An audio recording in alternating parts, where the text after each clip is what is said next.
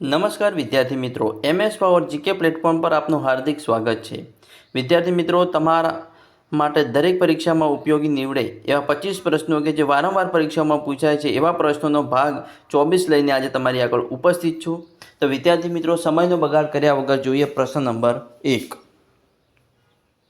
ભારતનું સૌથી મોટી ઇન્દ્રોડા પ્રકૃતિ ઉદ્યાન પક્ષીગૃહ કયા જિલ્લામાં આવેલું છે? જવાબ છે ગાંધીનગર.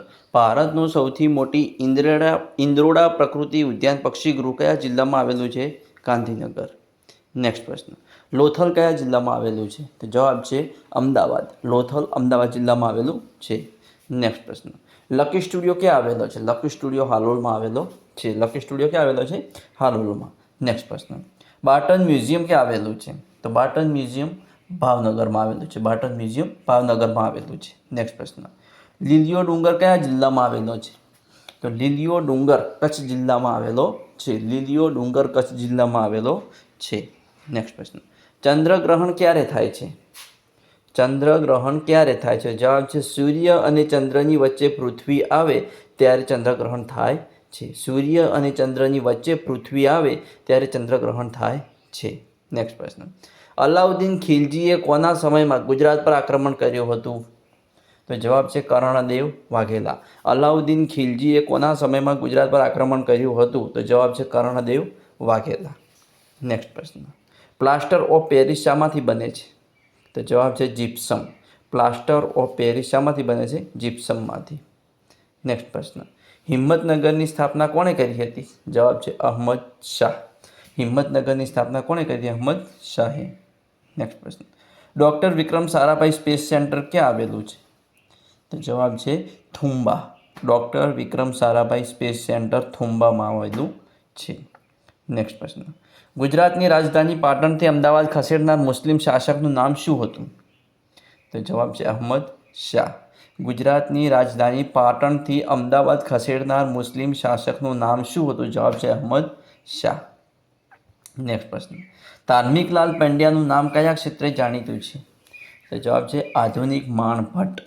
ધાર્મિકલાલ પંડ્યાનું નામ કયા ક્ષેત્રે જાણીતું છે? તો આધુનિક માણ ભટ્ટ.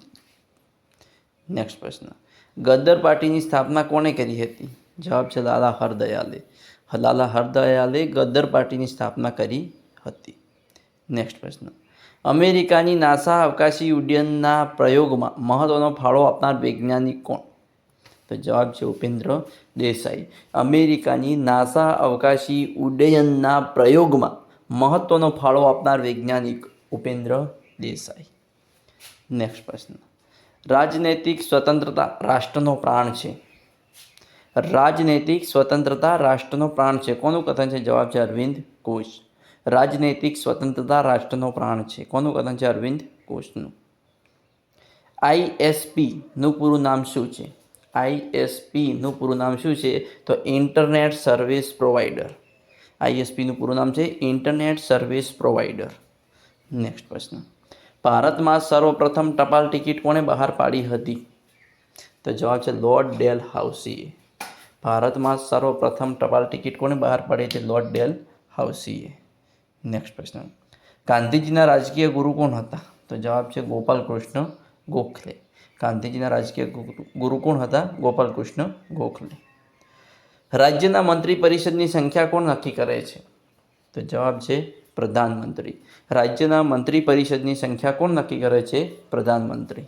નેક્સ્ટ પ્રશ્ન, દાંડી કૂચની શરૂઆત ગાંધીજીએ ક્યારે કરી હતી? તો દાંડી કૂચની શરૂઆત ગાંધીજીએ 12 માર્ચ 1930ના રોજ કરી હતી.